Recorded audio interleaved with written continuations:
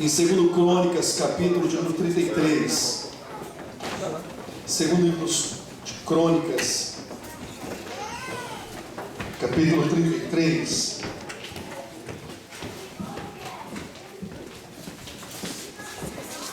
Glórias ao nome do Senhor Jesus. Segundo Crônicas, capítulo 33, versículo 1 e versículo 2. Aí após a leitura você pode tomar assento. Segundo Crônicas, segundo livro das Crônicas, capítulo de número, acho que eu falei 32, mas é 33, tá? Se eu falei 32, é 33, verso 1, 2. Nós estaremos fazendo a leitura. A epígrafe é a idolatria de Manassés. Tinha Manassés 12 anos de idade quando começou a reinar, e 55 anos reinou em Jerusalém. E fez o que era mal aos olhos do Senhor, conforme as abominações dos gentios que o Senhor lançara de diante dos filhos de Israel. Porque tornou a edificar os altos que Ezequias, seu pai, tinha derribado, e levantou altares a Balaíns, e fez bosques, e prostrou-se diante do exército dos céus, e os serviu. Amém. Podem tomar assento, irmãos, por favor? Glória a Deus.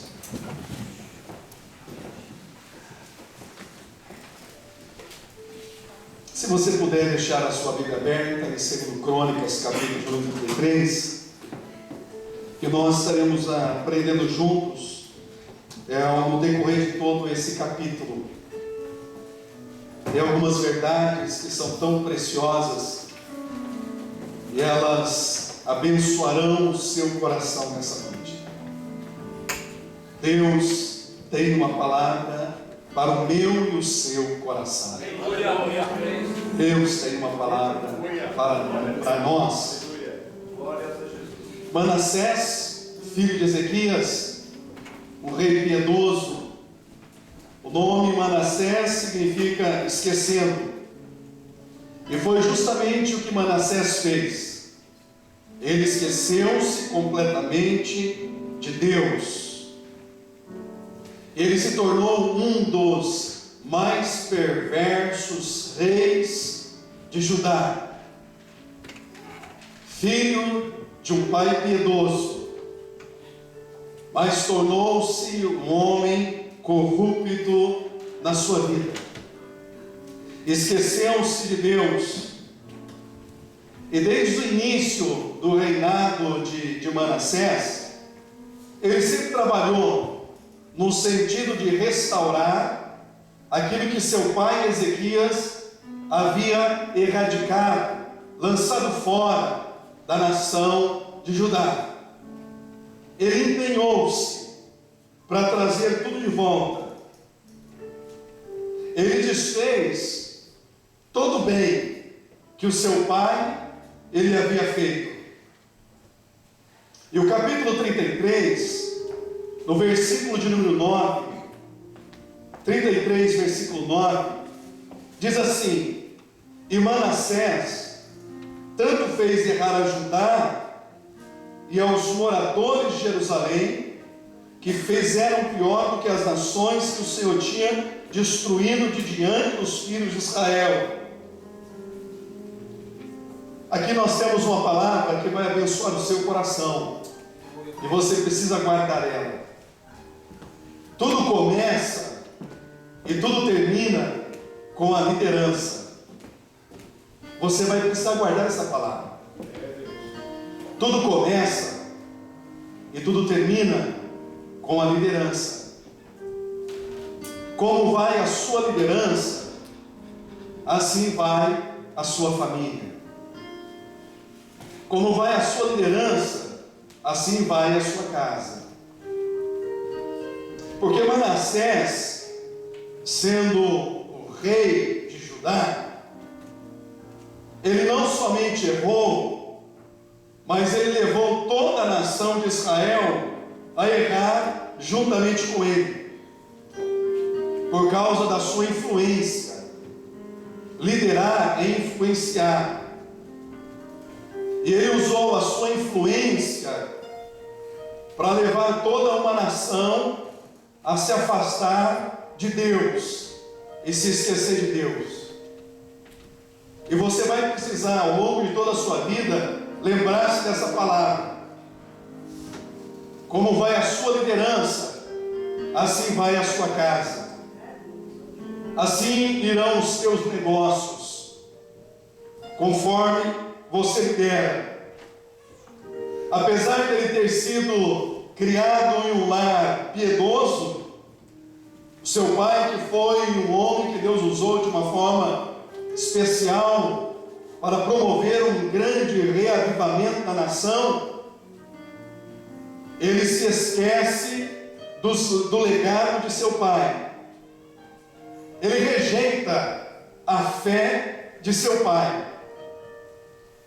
E ele não se permite ter sido influenciado pela vida piedosa de Ezequias. Tudo de bom que o seu pai fez, Manassés, ele faz o contrário. O seu pai se empenhou para levar a nação ao encontro de Deus. Manassés, ele se empenha, mas no sentido de levar a nação a se apostatar de Deus. A sua casa se afasta de Deus, porque a sua liderança não era boa. A nação se afasta de Deus, porque a sua liderança não era boa. E ele rejeita a vida de piedade de seu pai para viver a sua vida. E quantos hoje não repetem essa mesma história? Quantos que não são criados num lar de pais piedosos, pais que têm derramado suas vidas aos pés do Senhor e têm deixado um legado para gerações, mas alguns filhos não conseguem ver esse legado de seus pais, e eles tomam a decisão de viverem suas vidas, de seguirem seus caminhos, e eles rejeitam tudo aquilo e toda a história de vida de seus pais para viverem a sua vida, para viverem as suas aventuras, para viverem os seus sonhos. E foi isso que aconteceu com Manassés. E é exatamente isso que está acontecendo na vida de muitas famílias. Muitos filhos de cristãos que viram seus pais orando pelas madrugadas, suas mães orando pelas madrugadas, seus pais em jejum e oração em favor de suas vidas, e seus pais contando experiências daquilo que Deus estava fazendo dentro de seus lares, mas eles estão ignorando. Eles ignoraram tudo aquilo e toda essa herança espiritual para viverem suas vidas, para se aventurar. Foi o que Manassés fez.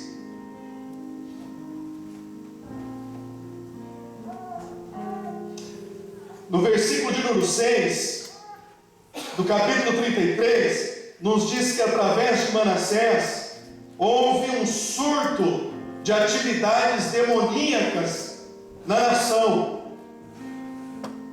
Coisas terríveis começaram a acontecer. No mesmo versículo 6, diz que ele queimou seus filhos no vale do filho de Rinom, algo que era abominável a Deus. Mas Manassés, ele fez pior do que as nações que estavam ocupando a terra antes de Deus lançá-las fora.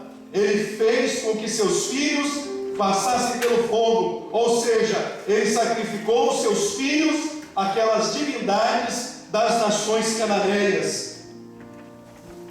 Manassés, ele encheu o templo de Deus com altares para deuses com D minúsculo. Ele não somente profanou o templo de Deus, como também ele matou os profetas de Deus. E segundo a tradição judaica, em Hebreus capítulo 11, diz que alguns pela fé foram cerrados ao meio. E a tradição judaica diz que Isaías, ele foi cerrado ao meio durante o reinado ímpio de Manassés. Esse homem, filho de pais cristãos, um pai extremamente piedoso, ele fez todas essas atrocidades, fez pior do que aqueles que lá habitavam. A nação estava correndo um sério risco de abandonar o monoteísmo, a fé em um único Deus, para se prostrar ao politeísmo, a crença em várias divindades. A nação estava correndo esse perigo, tudo por causa da sua liderança. A sua liderança não era boa. Ele se afastou de Deus. Ele se esqueceu de Deus. Mas nesse capítulo 33, enquanto eu estava estudando, eu estava orando, eu falei: Senhor, Tu és maravilhoso. Porque no versículo de número 10, a Bíblia diz: e falou o Senhor a Manassés. Deus, ele sabia, pois ele é onisciente, de toda a impiedade de Manassés, filho de Ezequias. E mesmo sabendo de todas essas atrocidades que ele estava fazendo, o versículo de número 10 diz que Deus falou com Manassés. Porque o nosso Deus é um Deus que fala com o homem. Aleluia! E mesmo Manassés vivendo nessas condições, Deus foi e falou com ele. Porque Deus fala. Agora eu não estou seguro se o homem ele está disposto a ouvir aquilo que Deus tem para falar. Mas com base no texto, eu posso afirmar aos irmãos que Deus é o Deus que fala com o seu povo. E ele falou com Manassés, mesmo Manassés estando com a vida totalmente fora dos propósitos que Deus tinha para ele. Deus foi e falou com Manassés. E a voz de Deus, ela ecoou através do seu profeta, que foi Isaías, e alguns outros contemporâneos. Deus fala com Manassés, Deus fala com o povo. Mas no mesmo versículo de número 10, que diz que Deus fala com Manassés, Deus fala com o seu povo, porém o povo não ouviu o que Deus havia dito. O povo não se importou, eles não quiseram ouvir aquilo que Deus tinha para dizer.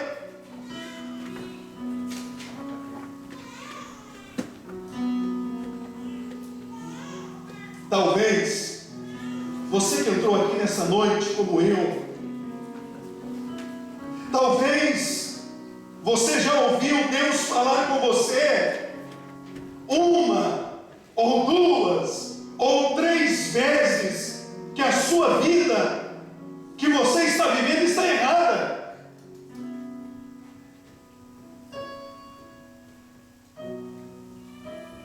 Você já ouviu Deus falar, e você já sabe que a sua vida está errada. Não é que Deus não fala, é que o homem não quer ouvir o que Deus tem para falar. E essa história se repete, gente. Porque é muito provável que Deus já está falando conosco há muitos dias sobre áreas que Ele não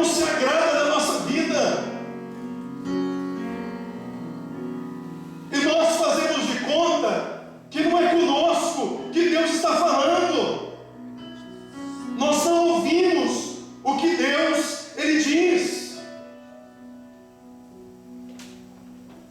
E conversando com tantas pessoas, ou conversando com algumas pessoas que não são tantas assim, mas conversando com algumas pessoas, e você começa a aconselhá-los, à luz da palavra de Deus, a situação que estão vivendo, o momento que estão atravessando, e você começa a recitar textos, não de forma mecânica ou como chavão, mas como a nossa única esperança de mudança de vida através da palavra de Deus, porque a palavra de Deus ela é viva, ela é eficaz, ela é mais penetrante que o espada de dois gumes, ela penetra até a divisão da alma e do espírito, juntas e medulas, e ela é apta para discernir as intenções e pensamentos do coração, e a palavra de Deus ela gera fé naquele que está ouvindo, porque ela é a palavra de Deus, e você já deve ter tido essa experiência. Você começa a recitar textos, e você começa a falar de passagens bíblicas para pessoas, e Deus está usando a sua vida para falar com aquela pessoa, e algumas vezes nós ouvimos repetidas vezes alguém dizer: não, eu sei disso,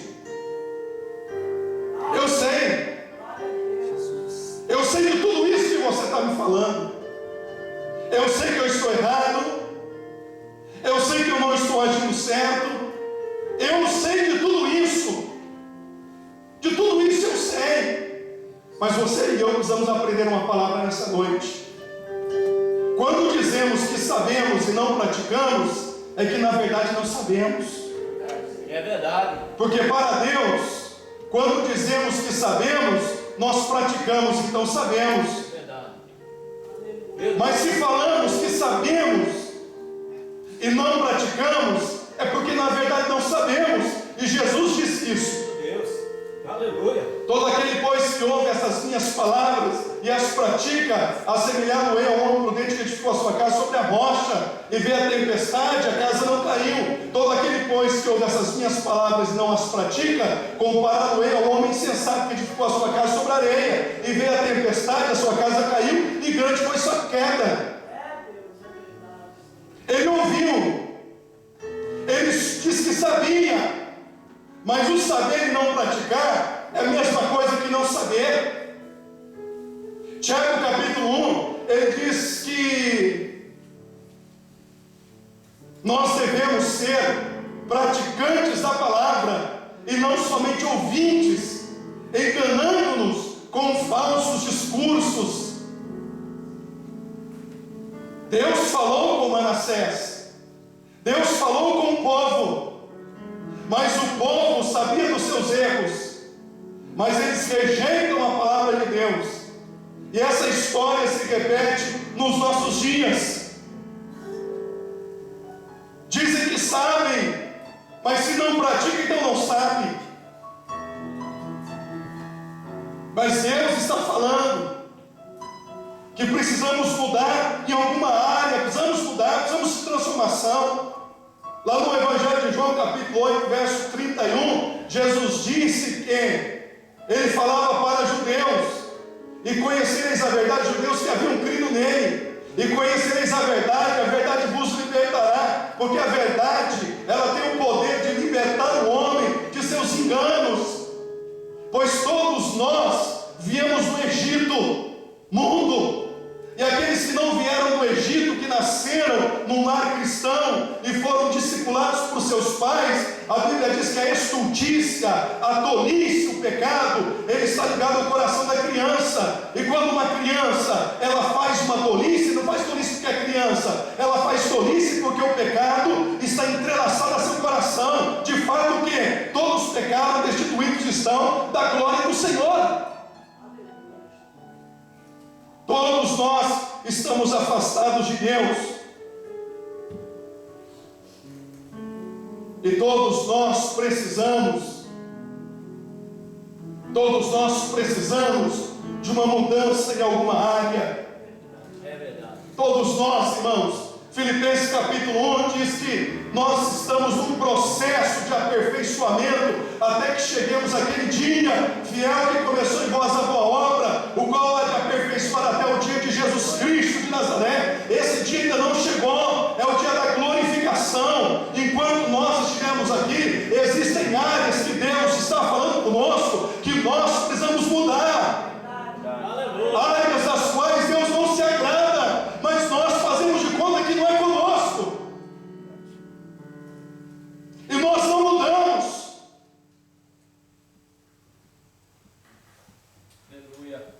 Quando Deus fala, é porque Deus ama.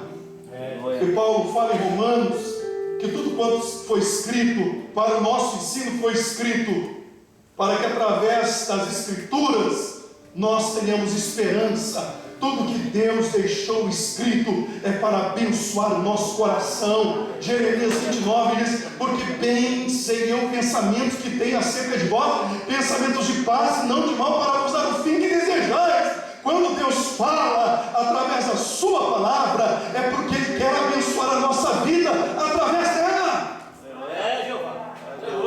E se existem áreas que nós precisamos de mudança, então nós vamos mudar.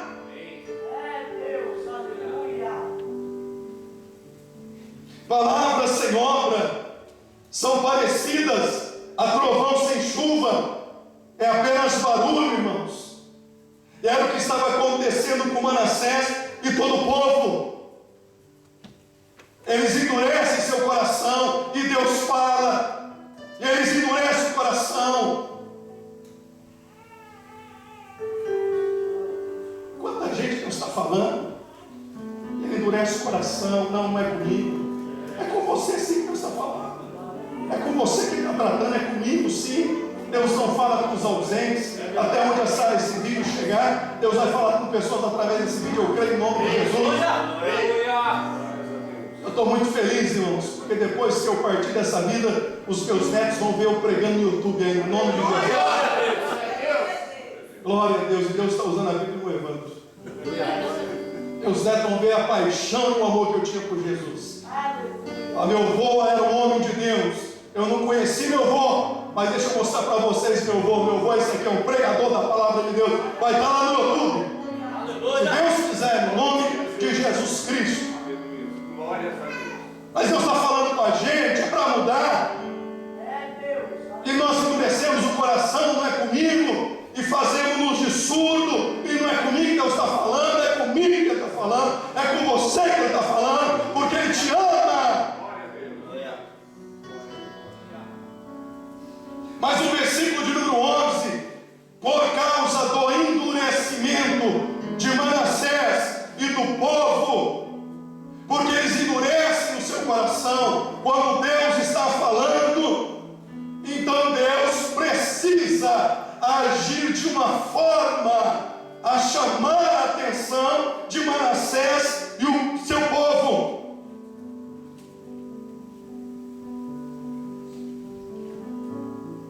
No versículo 11,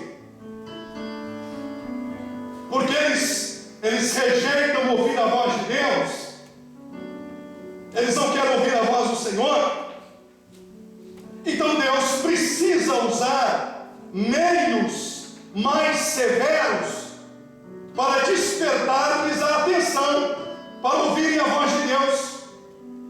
Você precisa guardar essa palavra. Quando nós nos fazemos de que não é comigo, Deus tem meios mais severos para falar conosco e despertar a nossa atenção para aquilo que Ele está falando. E no versículo de número 11 diz assim, pelo que o Senhor trouxe sobre eles o príncipe do exército, o rei da Síria, os quais prenderam Manassés entre os espinhais e o amarraram com cadeias e o levaram para a Babilônia.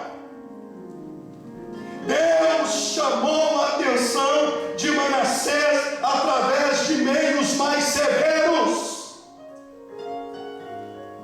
Deus permite que os assírios, os babilônios se levantem, capturem Manassés, prendam ele, coloquem argola no seu nariz e o levem preso para a Babilônia, para que ele pudesse ouvir aquilo que Deus estava dizendo. Deus sabe como chamar a atenção. E veja, irmãos, que o caminho do pecado é sempre de escravidão. O caminho do pecado, ele é sempre o caminho de escravidão. Manassés, filho de rei, com direito ao trono, agora ele é levado preso como escravo, porque ele não quis ouvir aquilo que Deus estava falando com ele através dos seus profetas. Ele foi lá para a Babilônia, preso, escravo, cativo.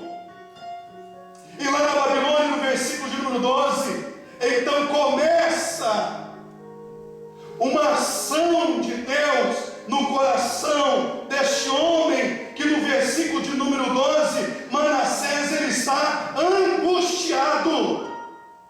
E na sua angústia, ele orou ao Deus de seus pais. Grave mais essa palavra nessa noite, grava ela aí no teu coração. Grava ela no teu coração.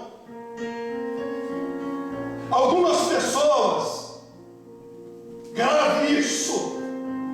Algumas pessoas, para valorizar alguma coisa ou alguém, eles terão que perder. Escute novamente. Algumas pessoas, para valorizar alguém ou alguma coisa, eles terão que perder. Porque só depois que perde é que reconhece aquilo que tinha. Deus estava falando, mas não queria ouvir a voz de Deus. Deus sabe como chamar a sua atenção e despertar de maneira mais severa. Levou lá para a Babilônia como escravo.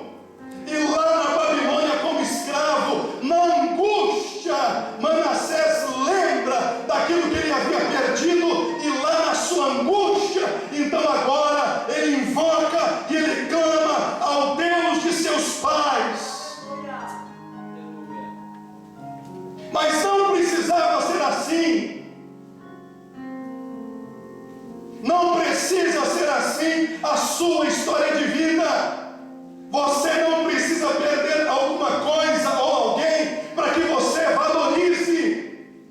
Você pode valorizar em vida aquilo que Deus tem te dado. Aleluia.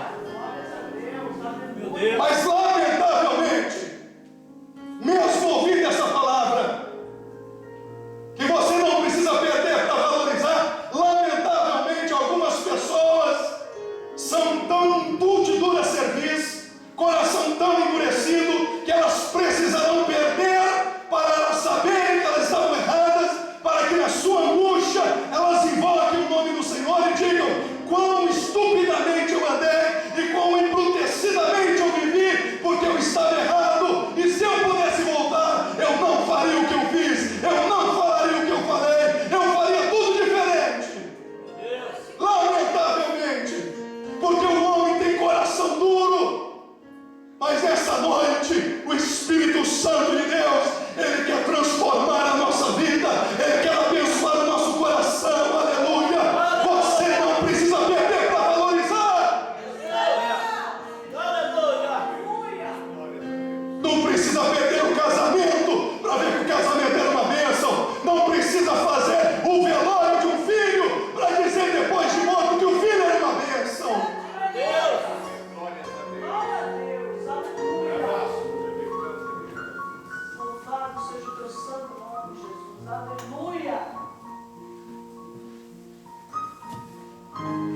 Manassés, ele se humilha diante do Deus de seus pais. Versículo de número 12. E ele, angustiado, orou deveras ao Senhor, seu Deus, e humilhou-se muito perante o Deus de seus pais. Pela vida que Manassés viveu, ele se esqueceu de Deus, e Deus não era o seu Deus, era o Deus de seus pais. Ele não conhecia Deus como seu Deus. E o maior problema da nossa geração é que a nossa geração não conhece Deus. O conhecer Deus que Oséias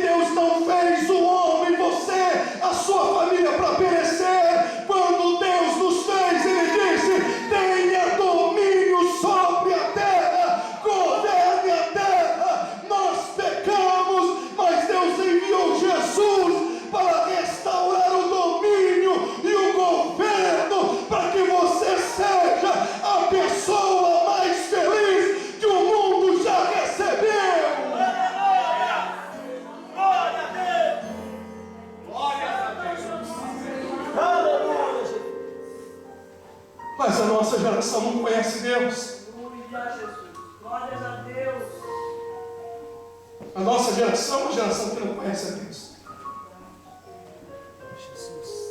A nossa geração é uma geração que conhece Marta. É uma geração que sabe que está cansada. É uma geração que sabe que está fadigada. É uma geração que sabe o que é ficar em Sogaxi. Mas é uma geração que não conhece Deus. E porque essa geração não conhece Deus, é uma geração que está perecendo. E Manassés, ele não conhecia Deus. Ele diz: o Deus de meus pais. Que responsabilidade repousa sobre nossos ombros. Que nossos filhos, eles não venham dizer o Deus do meu pai, mas eles possam dizer: o meu Deus a quem eu sirvo, Ele é poderoso.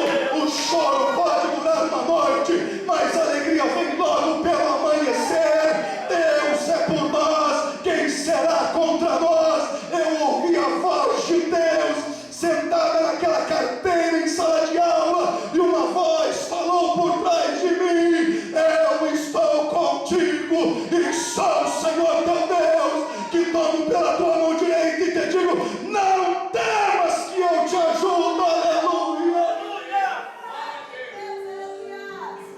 Aleluia! Glória a Deus! Há uma necessidade dos nossos filhos conhecerem Deus realmente. Há uma necessidade. Eles precisam conhecer Deus, para eles dizerem: o meu Deus, o meu Deus. E se você tem um coração endurecido, e Deus te trouxe aqui nessa noite para ouvir essa palavra, saiba que Deus sabe como quebrantar o seu coração, mas que não seja necessário Ele colocar uma argola no seu nariz e te levar como escravo e te dar uma grande derrota, para que nessa derrota seja a sua vitória. Nós olhamos para pessoas que elas estão vivendo uma vida de derrota, elas foram derrotadas, e nós perguntamos: mas por que a derrota? Por que o sofrimento? É porque o sofrimento na vida de alguns é vitória da parte de Deus. E a vitória de Deus na vida de alguns pode ser a derrota na sua vida. Por isso Deus sabe como quebrantar o nosso coração. E Ele sabe quebrantar o coração de Manassés. Eu fui a Deus. Ele vai quebrantar o coração daquele homem. Pois o coração quebrantado e contrito, Deus Ele não despreza. Aleluia! E o coração de Manassés era um coração endurecido. E no versículo de número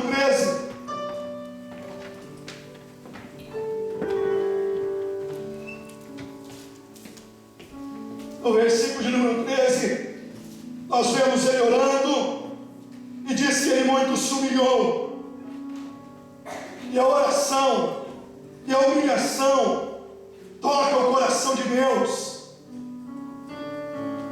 Eu vou repetir: a humilhação e a oração toca o coração de Deus. E esse homem que fez tantas barbaridades, que errou tão terrivelmente, ele se humilha e ele ora a Deus. E no versículo de número 13, a Bíblia diz que Deus, na sua benevolência, Ele traz Manassés da Babilônia de volta para Jerusalém. Aleluia! Porque é como se Deus estava dizendo: lugar dos meus filhos não é na terra do diabo, não é em terra de confusão, de terra de Babilônia. O lugar dos meus filhos é em Jerusalém, é a cidade de paz, é a cidade de Deus, é a cidade onde Deus é o Rei. Aleluia! Bendito seja o nome de Jesus. Deus o trouxe de volta. Que coisa linda!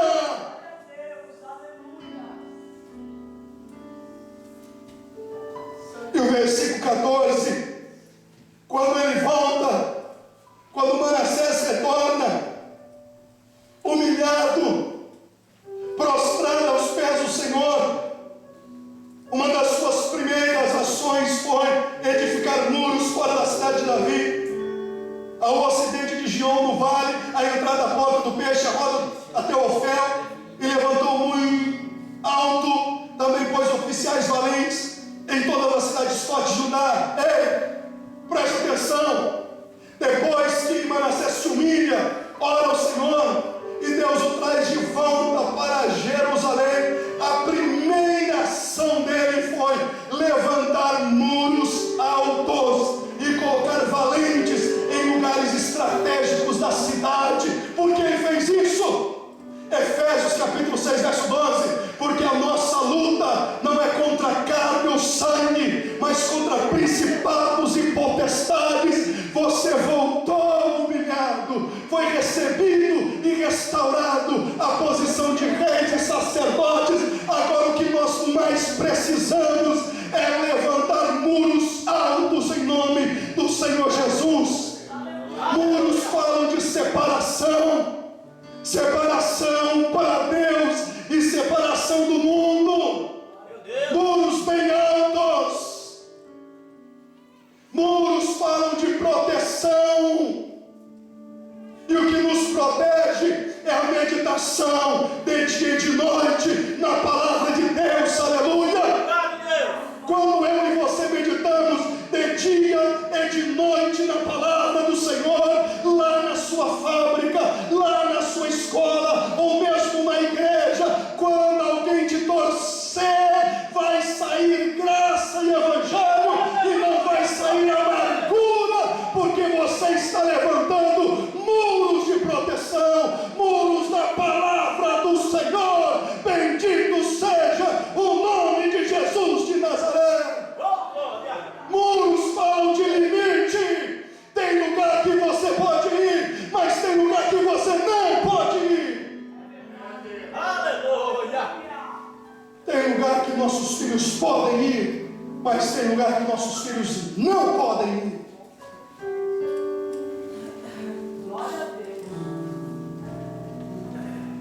Vai traumatizar. Gênesis capítulo 1, capítulo 2, Deus disse para Adão: de toda árvore comerás livremente, mas da árvore da ciência do bem e do mal, dela não comerás, pois no dia que dela comeres, certamente morrerás. Deus disse: olha, de todas as árvores você pode comer, mas da árvore da ciência do bem e do mal, não é para comer. Muro fala de limites. Tem lugar que você pode ir, tem lugar que você não pode passar, porque fala de proteção, fala de limites. E a primeira ação de Manassés, depois de voltar, se humilhar e orar a Deus, e Deus restaurar o trono a ele de novo, ele vai levantar muros, e muros bem altos. Você voltou para Cristo. Se não voltou nessa noite, Jesus quer te salvar. Aleluia! Glória a Deus! Glória a Deus! Mas agora que você é salvo, meu querido, você tem que levantar muros altos. Muro fala de oração, falar com Deus, levanta muros. Vamos, eu tenho vergonha de perguntar. Às vezes você ora. Grande Deus, aleluia. Santo é o teu nome, Jesus. Você ora?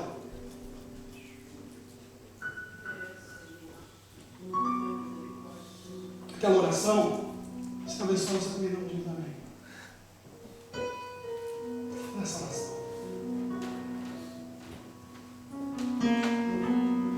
Jesus disse que tem casta de demônio que só sai com jejum e com oração, gente. E Manassés, ele viu a bondade de Deus para com ele, voltou para Jerusalém, a cidade do rei, onde ouvia cânticos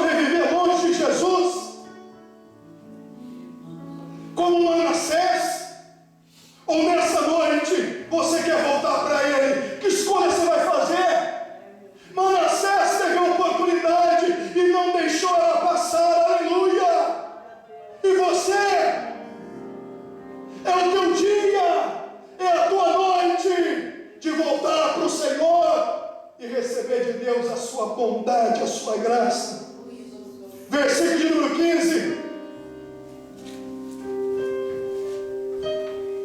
Versículo 15.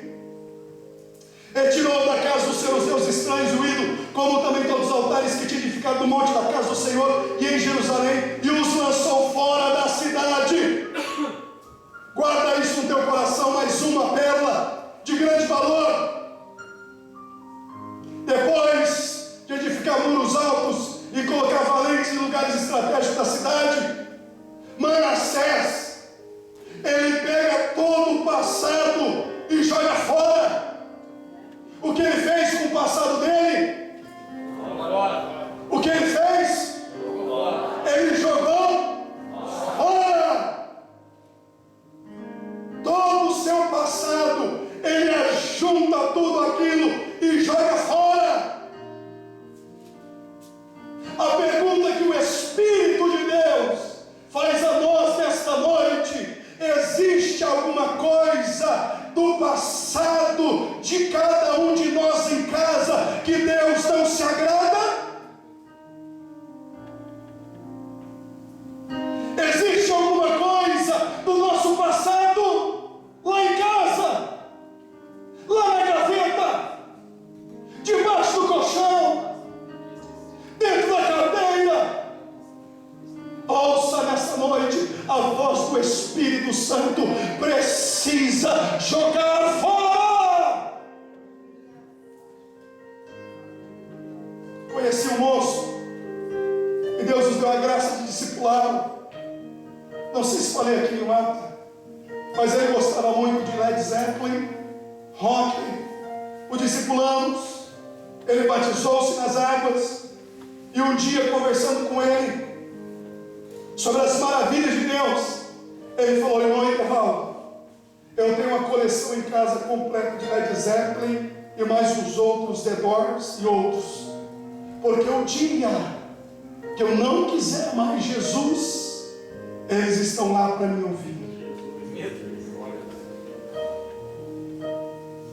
E não passou muito tempo, gente, nós não vimos mais aquele moço. O encontramos na rua, ele voltou a usar aquelas roupas pretas de roqueiro pop do turno e disse: eu voltei a ouvir as minhas músicas, eu voltei a ouvir os meus rocks, porque ele não jogou fora. Ezequias, ele junta tudo, seja Bruno e Marrone, Citãozinho, Chorobó, sei lá o que é, meu irmão. Deus vai jogar luz na tua mente, meu filho. Atos capítulo 19, quando vem o avivamento em Éfeso, eles ajuntam os livros de magia e dava muito dinheiro, levam na praça pública, ateiam fogo, porque não precisavam mais da necromancia, nem do entretenimento pecaminoso, porque agora eles tinham a fonte da água da vida, que era o Senhor Jesus Cristo, jorrando para a vida eterna. Se tem alguma coisa na sua casa que você tem que jogar, que está debaixo do teu governo, teu domínio, então jogue fora, para que você não se torne maldito com ela. Deuteronômio capítulo 7, verso 26: não meterás, pois, o anátema na tua casa, para que você não seja anátema junto com ela. Está falando de imagem de escultura, mas imagem de escultura é tudo que é ídolo, tudo que ocupa o lugar de Deus na nossa vida. Foi o que Manassés fez. Ele pegou todo o seu passado e jogou tudo fora, e é isso que a gente tem que fazer, em nome do Senhor Jesus, para o dia que o Senhor, ele chegar na porta da nossa casa, ele não queira ficar para fora, como ele quis ficar para fora da casa de Ló. Teve que insistir, vai, entra, meu Senhor, entra para dentro, vamos para dentro, entra. Meus irmãos, nessa noite o Espírito vai jogar luz na tua mente. Vai ter coisa na tua casa que você não via, que a partir dessa noite o Espírito vai fazer você ver. É coisa que Deus não se agrada, é coisa do teu passado, e Jesus vai te dar vitória. Aleluia. Conversando com meu avô, partiu para o Senhor. Ô Raimundo, partiu para o Senhor, e nós estávamos limpando a garagem, e falei: vô, eu jogava bola, Eu carregava dentro do meu meião e da minha caneleira a reza de São Jorge. Ficava dentro da minha caneleira que eu jogava para dar sorte. Eu falei, vô, mas nunca me deu sorte, porque o dia que foi a final do campeonato da cidade, no meu primeiro lance eu estava com a reza de São Jorge dentro da minha caneleira, dentro do meião. A hora que eu fui cortar a bola, eu caí, tive entorse, rompi o menisco. E falei, isso aqui não me serve. Hoje eu tenho Jesus Cristo na minha vida. Eu não preciso disso não, pô. Hoje eu preciso de uma reza de São Jorge, Santa Maria, sei lá quem for. Jesus dá conta suficiente, pô. Jesus é maravilhoso, pô. E tô lá e batendo papo com meu irmão.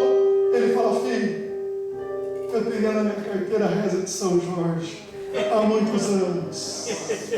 Há muitos anos a reza está aqui dentro da minha carteira. Eu falei, vô, vamos queimar esse trem, vô.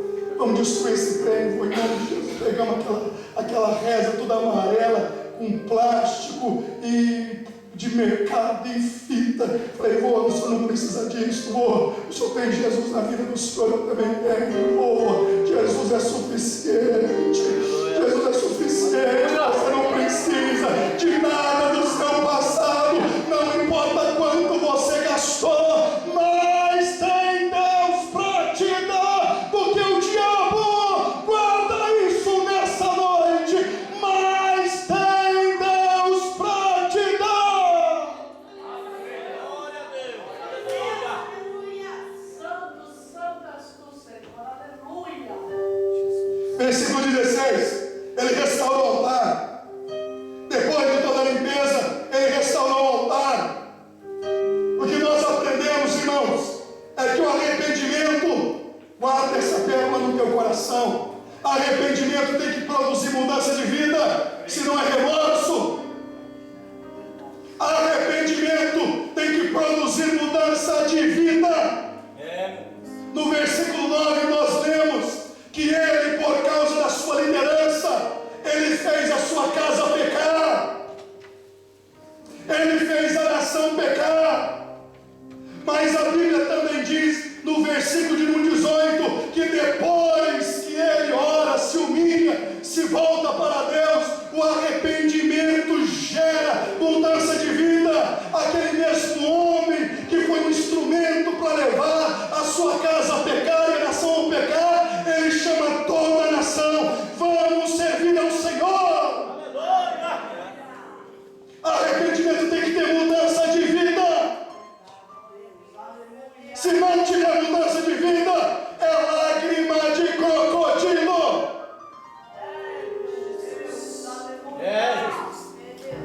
E só vai entrar no céu, escute, os que se arrependerem de seus pecados, porque a porta de entrada do reino dos céus é arrependimento e fé em Jesus. Se não se arrepender, não vai para o céu, gente. E arrependimento é mudança de vida, mudança de atitude. Tem que haver